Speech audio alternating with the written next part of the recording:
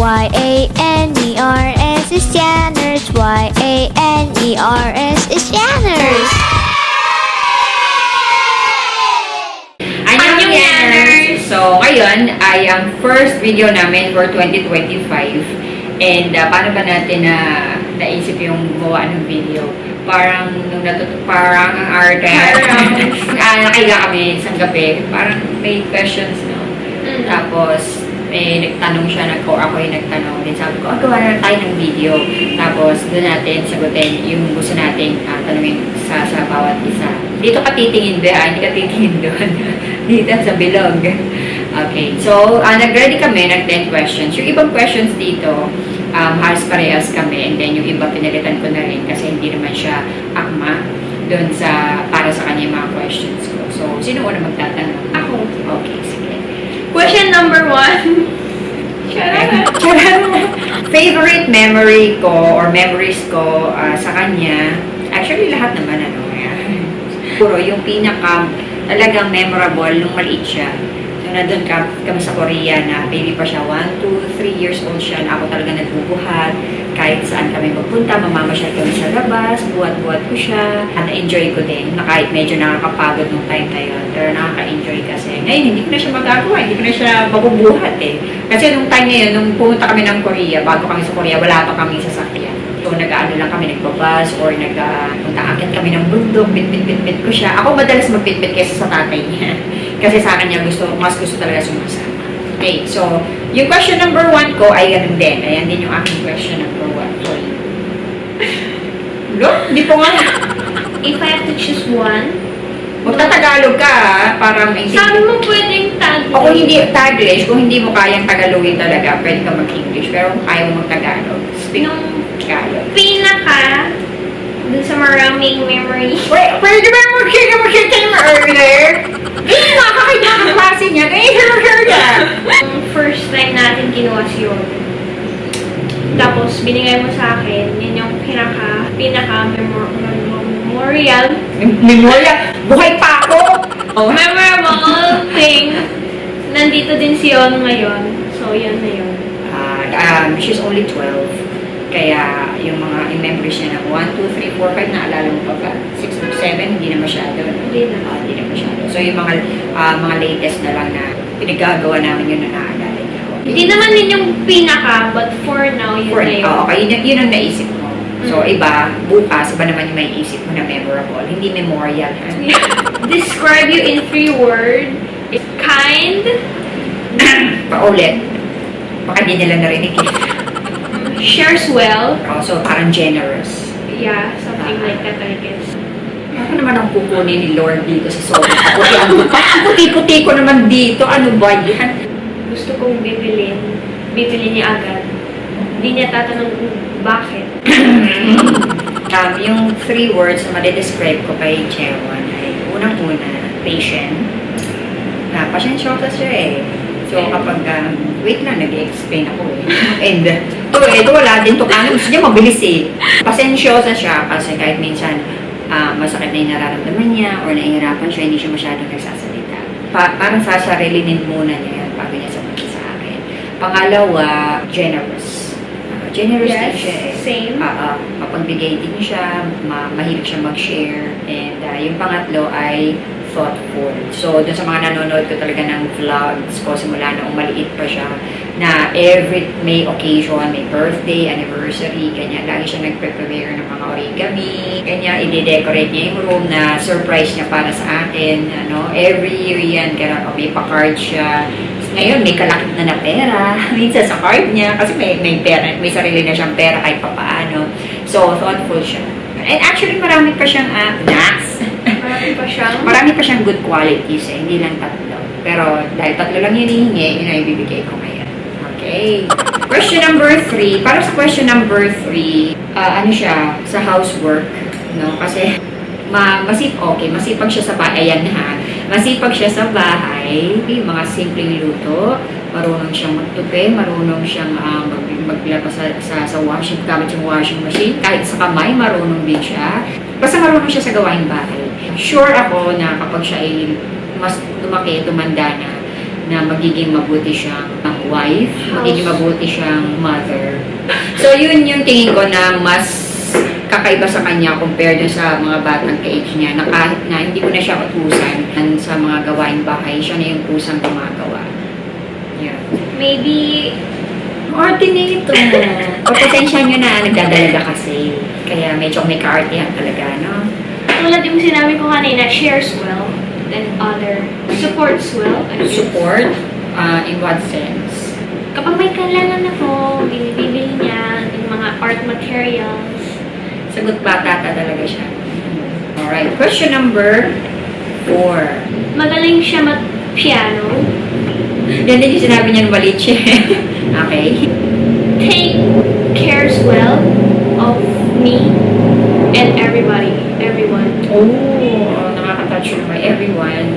Lahat ng barangay. Ganun. Pwede na ako maging barangay, Pwede na ako maging kapitan dito ng barangay.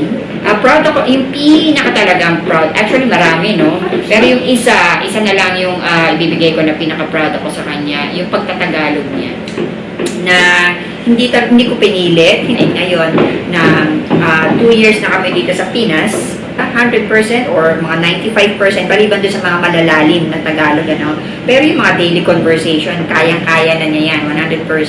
And yung pagsasalita niya ng Tagalog, mga nasa 80% na yan. Doon ako proud sa kanya kasi nga, hindi ko akalain na ganun siya kabilis matutunan. Nga, sa school, yung pinipraise siya ng mga teacher niya dahil sabi ng teachers niya na bilis matutong mag-Tagalog ni Chewa. Yan ako proud sa kanya. Kung ikaw ay pet, siguro bird. Why? Para lumipad ka at maging malaya. At kung ano man ang gusto mong maging, ikaw ang bahala dyan. Basta legal, no? Yung igagawin mo or magiging career mo sa buhay. Gusto kong bumalik ka. Balik ka na dito sa akin. Tapos kung gusto mong lumipad, gusto mong maging free, lumipad ka. Anong pangalan? Hindi, Queen siguro. Queen kasi before, nung hindi pa siya pinapanganak, ang tawag ko, Queen. Yung buntis pa ako sa kanya. So, Queen siguro, para May real ba ka ng Queen? Question 5. Ikaw naman. Yes. Nandito yung mga families. Nandito din yung mga pinsan ko. Lahat nandito. So, yes. Mas masaya ka dito. So, saan mas masaya? Tingin mo, mas magiging masaya ka dito or sa Korea? Dito. Yung mga kapatid kasi ni Machete ay walang mga asawa. Question number 6. Kung ako magiging ikaw, ganon? Yes, if we switch life. Siguro ang una kong gagawin, tapusin lahat ng modules. Para sabihin ni teacher, tapos na ba ang module? Yes, teacher. Tatapusin ko lahat yung modules para mas may free time ka na gawin yung mga gusto mong gawin, like mga hobbies mo. Ikaw? Wala naman. Hindi ko naman gagawin yung work niya. Hindi ko say. And maybe, Dali mo, malulobat tayo. I'll check her phone. Bakit? Kung ano lang sinasabi niya para sa akin. Question number 7. Best gift na binigay mo sa akin? Wala naman binigay. Char. Siyempre marami, no? Dahil bata pa naman siya, hindi pa naman niya afford talagang magbigay ng mga expensive presents. Pero yung pinaka-the best siguro, yung every year, na gumagawa siya ng mga origami. Which is the best? Every year. Ito yung best. Yung best kapag may kalakit na pera. Last year yata yun, na may kasamang pera, yung kanyang card na binigay sa akin. Material, So, syempre, material things naman tayo. Pero yung the best gift na binigay mo sa akin ay nung nandito ka. Diyan. Ako? Yan! Ay! Kaya pala kinukuha niya eh. Yan, gift namin sa kanya ng papa niya. So, October 2023. Yan ang best. Okay, next question number 8. Sana mabilis. Bakit mabagal ba dito? Hindi naman mabagal, pero like, katulad sa Korea, mabilis. Sana walang traffic. Ganun ka heavy traffic. Yes. Sa Korea naman may traffic, pero hindi heavy, as in super heavy na mangungunsumi ka na ng buong araw, nandun ka pa rin. Wala naman ganun. Kahit pa paano umaandar-andar naman doon. Dito talaga super heavy ang traffic. So, traffic and sana mabilis. Okay. Yeah. Question number 8, yung nakita ko siya, nung baby siya, medyo Natuwa ako, syempre, happy ako, baby girl. Pero kasi hindi siya cute. Hindi talaga siya cute nung pinanganak ko siya. So, kamukha talaga ni Machete. Nung pinanganak siya. So, alam mo yung, ini-imagine mo na sobrang cute na baby, mukha talagang newborn. Siya, pagkita ko, ay, So, di ka masaya? happy ako syempre kasi healthy siya eh. Eh, ang haba niyang baby. Pero, yung parang, ay, kapukha ng tatay. Ay, parang hindi siya mukhang newborn. Gana. Nagiging honest ako sa'yo. Yan. And sabi nga nung OB ko na, hayaan nyo, kasi yung baby, kapag pinanganak na hindi maganda, habang lumalaki, gumaganda. So, gusto kong tanungin na, so, hindi maganda yung baby ko. Aminado naman ako na hindi siya cute talaga nung newborn siya. Talagang, first time makita ni mama ko siya ng baby. Sabi ni mama ko, ay, ganun lang kasi hindi siya cute. Mukha siyang, medyo matanda siya nung, ewan, basta, mukhang lalaki, na mukhang medyo nag-mature na hindi cute. Ganun. Pero ngayon, tingnan nyo naman, di ba? Ganda. Okay, question number 9. Yung hate, ang lalim naman kasi ng hate eh. Yan, yung mga ganyan.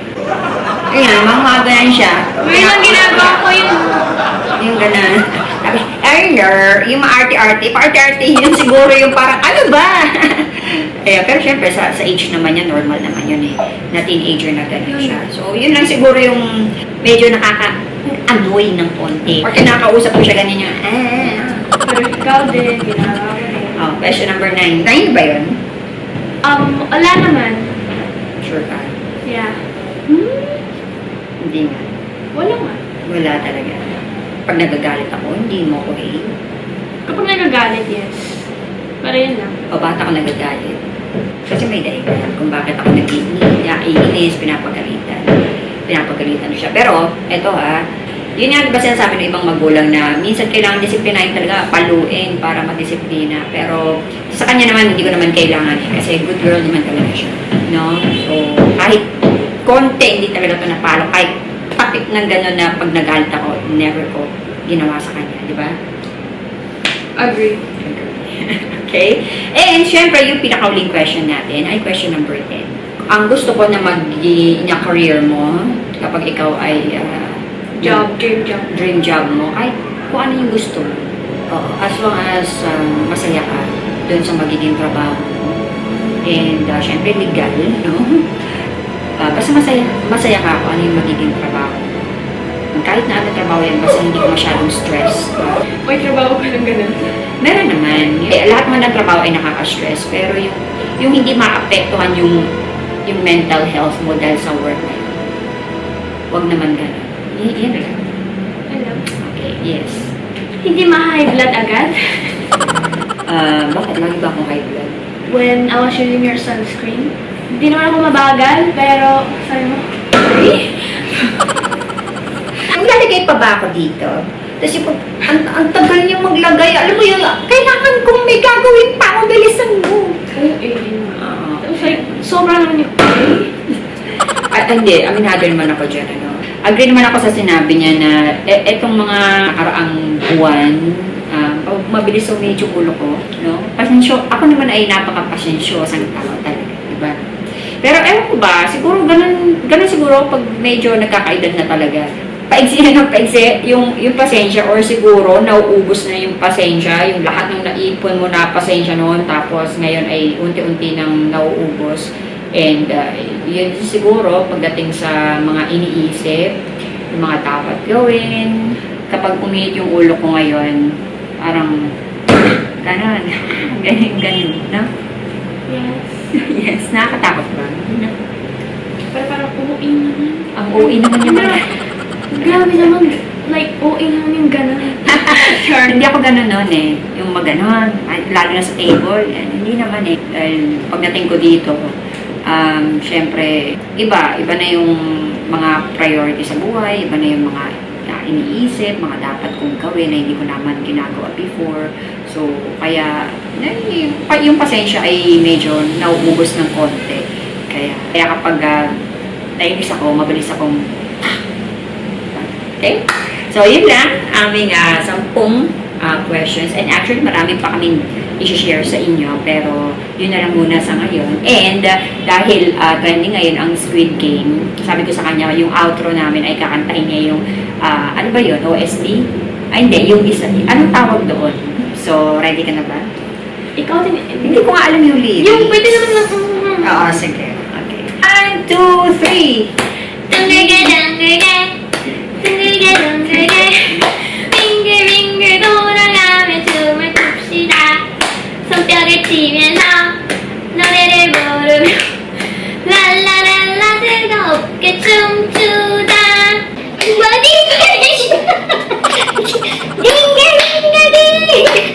Guys, ayun lang. Happy New Year po sa inyong lahat. And sa susunod na vlog dito kay Yanners.